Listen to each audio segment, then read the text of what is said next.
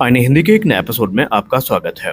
हमने हाल ही की वीडियो में आपसे कहा था कि आने वाले कुछ महीने भारत के एयरोस्पेस सेक्टर और भारतीय वायुसेना के लिए काफ़ी महत्वपूर्ण होने वाले हैं, क्योंकि कुछ प्रमुख प्रोग्राम हैं जिन्हें रक्षा मंत्रालय से मंजूरी मिलने वाली है। और इसी क्रम में हम पहले बात करने वाले हैं एडवांस मीडियम कॉम्बैट एयरक्राफ्ट को लेकर आई एक बहुत बड़ी रिपोर्ट के बारे में। हाल ही में आप सबने उस मीटिंग के बारे में सुना होगा जहां पर एरोनॉटिकल डेवलपमेंट एजेंसी, रक्षा मंत्रालय के अधिकारी और प्राइवेट सेक्टर के बीच में जो आम सहमति है एमका प्रोग्राम को लेकर बनी थी। और जो प्राइवेट सेक्टर कंपनियां हैं उनको कॉन्फिडेंस में लाया गया था कि आप आइए, एमका प्रोग्राम को ज्वाइन करिए, अपनी सहभागिता को सुनिश्चित करिए और आपको हर यथासंभव मदद एरोनॉटिकल डेवलपमेंट एजेंसी और सरकारी संस्थाओं की तरफ से प्रदान करी जाएगी। लेकिन इसी बीच defence secretary Rajesh Kumar Singh sir ने CNBC TV 18 से बात करते हुए एक महत्वपूर्ण घोषणा करी है। उन्होंने कहा कि अगले 3 से 6 महीने में जो एमका का कॉन्ट्रैक्ट है ये कंफर्म हो जाएगा। जी हाँ, एमका का कॉन्ट्रैक्ट अवार्ड जो है ये 3 से 6 महीने में साइन कर लिया जाएगा। उन्होंने कहा हमारा प्रयास यही है कि भारतीय वायुसेना और भारतीय नौसेना दोनों के लिए जो एमका के वेरिएंट है ये विकसित किए जाने हैं। सबसे खास बात उन्होंने ये कही कि हमारा गोल यही है कि कम से कम समय में हम अपने 5th जनरेशन फाइटर एयरक्राफ्ट को विकसित करके उन चुनिंदा देशों की श्रेणी में आ जाएं जिन्होंने उन्नत 5th जनरेशन फाइटर्स को विकसित किया है। उन्होंने कहा कि एमका एक 25 टन वजनी twin engine all weather stealth fighter होने वाला है, जिसे एरोनॉटिकल डेवलपमेंट एजेंसी की तरफ से तो डिजाइन किया गया है, लेकिन इसको बनाने में प्राइवेट सेक्टर की भूमिका काफी महत्वपूर्ण होने वाली है। 2035 से इसको प्रोडक्शन में उतारे जाने का टारगेट रखा गया है। कैबिनेट कमेटी ऑन सिक्योरिटी के द्वारा मार्च 2024 में जो बजट है 15,000 करोड़ रुपए का वो एलोकेट किया गया था, जहां पर प्रोटोटाइप डेवलपमेंट फेज को मंजूरी मिली थी। लेकिन अब ये प्रोग्राम अपने पब्लिक प्राइवेट पार्टनरशिप, जिसको हम PPP मॉडल कहते हैं, इसके तरफ एडवांस कर रहा है और रक्षा मंत्री राजनाथ सिंह जी ने इसको 27 मई 2025 को मंजूरी भी दे दी थी। उन्होंने ये कहा कि ये मॉडल इस चीज़ का प्रतिबिंब है कि आने वाले भविष्य में हम अपने ट्रेडिशनल जो अभी कार्य प्रणाली रही है, जहां पर हम पूरी तरीके से HAL और दूसरी सरकारी संस्थाओं पर आश्रित रहते थे, वहां पर हमें बड़ा बदलाव देखने को मिलेगा। और अब HAL प्राइवेट कंपनियां जैसे कि लार्सन टोब्रो हो गई और दूसरी कंपनियां हो गई, इनके साथ मिल करके इस कंसोर्टियम को फॉर्म करेगी और एमका का निर्माण उनके तरफ से किया जाएगा। इनिशियली तकरीबन 5 प्रोटोटाइप्स एमका के अंडर डेवलपमेंट हैं। उन्होंने ये भी कंफर्मेशन दी कि एरोनॉटिकल डेवलपमेंट एजेंसी ने 18 जून 2025 को एक एक्सप्रेशन ऑफ इंटरेस्ट रिलीज किया था, जहां पर उन्होंने इंडियन कंपनीज को पार्टिसिपेट करने के लिए एमका प्रोटोटाइप डेवलपमेंट फेज में इन्वाइट किया था। और ये सिर्फ प्रोटोटाइप डेवलपमेंट फेज ही नहीं बल्कि फ्लाइट टेस्टिंग से लेकर सर्टिफिकेशन तक में उनकी भूमिका को लेकर बातचीत हुई थी। और इसके लिए जो डेडलाइन रखी गई है ये 16 अगस्त 2025 रखी गई है। इसके लिए बाकायदा जुलाई की शुरुआत में ही जो प्री EOI मीटिंग है ये भी हेल्ड करी गई थी, जहां पर डिस्कशन किए गए थे पोटेंशियल बिडर्स के साथ और ये इंश्योर किया गया था कि जो इंडियन लॉज हैं और एरोस्पेस एक्सपर्टीज हैं उनका कंप्लायंस हो और हर प्रकार की जो मदद है प्राइवेट कंपनियों को प्रदान की जाए।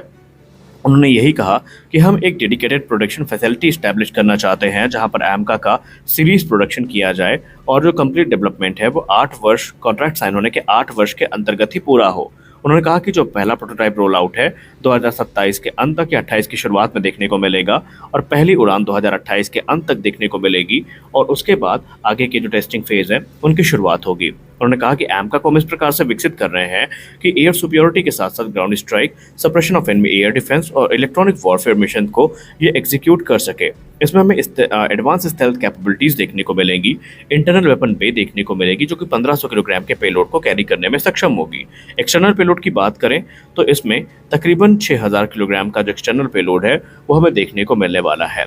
एमका मार्क 1 अब निश्चित हो चुका है कि जनरल इलेक्ट्रिक F414 के साथ ही आएगा और मार्क 2 में स्वदेशी 110 किलोटन का जो इंजन है वो यूज़ किया जाएगा, जो कि GTRE की तरफ से विकसित किया जाना है। अब कॉन्ट्रैक्ट अवार्ड की बात करें तो इसे अक्टूबर 2025 से जनवरी 2026 के बीच में एक्सपेक्ट किया जा रहा है और ये एक क्रिटिकल माइलस्टोन होगा। DRDO chief doctor Sameer B Kamath sir ने भी इसको लेकर ये कहा कि जो डेवलपमेंटल ट्रायल हैं ये 2034 से पहले ही पूरे कर लिए जाएंगे, ताकि 2035 से इसका जो प्रोडक्शन है हम शुरू कर दें। और इस दौरान aeronautical development agency, Hindustan aeronautics limited और प्राइवेट पार्टनर्स को युद्ध स्तर पर काम करना होगा।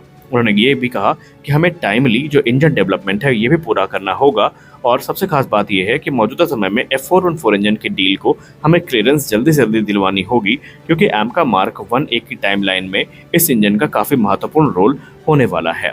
उन्होंने ये भी कहा कि AMCA न सिर्फ हमारी आत्मनिर्भरता को सुनिश्चित करेगा, बल्कि हम एक ऐसा एडवांस फाइटर बना रहे हैं जो कि भविष्य में 6th जनरेशन फाइटर एयरक्राफ्ट के राह को सुनिश्चित करेगा। कुछ दिन पहले आप में से एक व्यूअर ने कमेंट सेक्शन में हमसे क्वेश्चन पूछा था कि तेजस मार्क 1A को लेकर इतनी बात हो रही है, लेकिन अस्त्र मिसाइल के टेस्ट का करंट स्टेटस क्या है और अस्त्र मिसाइल इंटीग्रेशन प्रोग्राम तेजस में कहां तक पहुंचा। क्योंकि कुछ लोगों के मन में ये भ्रांति है कि इस प्रोग्राम को रोक दिया गया है क्योंकि अस्त्र मिसाइल के जो कंपैटिबिलिटी इशू हैं तेजस के साथ वो बढ़ते जा रहे हैं। तो चलिए आपके लिए आज एक गुड न्यूज़ है।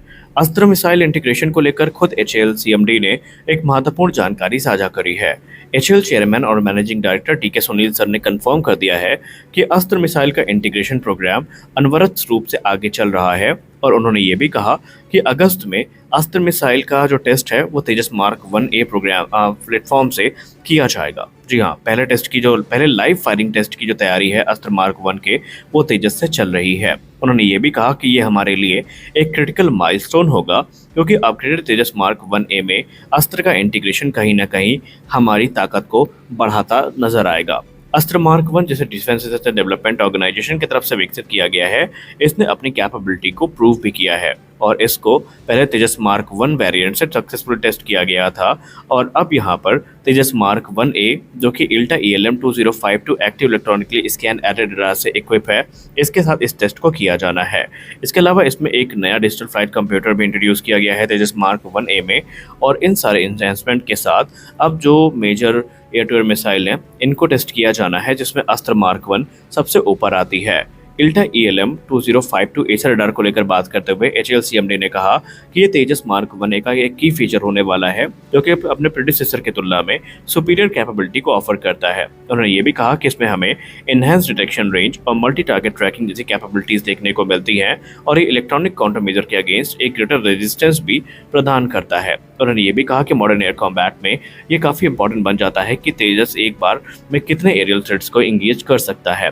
इसके अलावा इसमें ग्रेटर प्रिसीजन और सिचुएशनल अवेयरनेस भी मिलती है। उन्होंने कहा कि अगस्त में हम तेजस मार्क 1A से अस्त्र मार्क 1 का टेस्ट करने वाले हैं और एक बार ऐसे ही ये टेस्ट यहाँ पर पूरा हो जाता है तो हम अपने सबसे बड़े हर्डल को पार कर लेंगे जो कि तेजस मार्क 1A को फुली सर्टिफाई करने के लिए ज़रूरी है ऑपरेशनल यूज़ के लिए। उन्होंने कहा कि अस्त्र मार्क 1 का इंटीग्रेशन तेजस मार्क 1A में हमें उन पॉसिबिलिटीज़ तक ले जाएगा जहाँ पर इन टेस्ट को पूरा करने के बाद हम अस्त्र मार्क 2 की तरफ अपने कदम बढ़ाना शुरू करेंगे।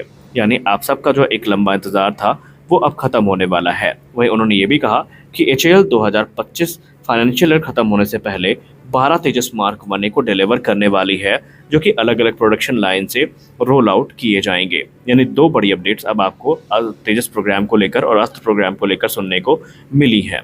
तो इस वीडियो में बस इतना ही, मिलते अगले वीडियो में, तब तक के लिए जय हिंद।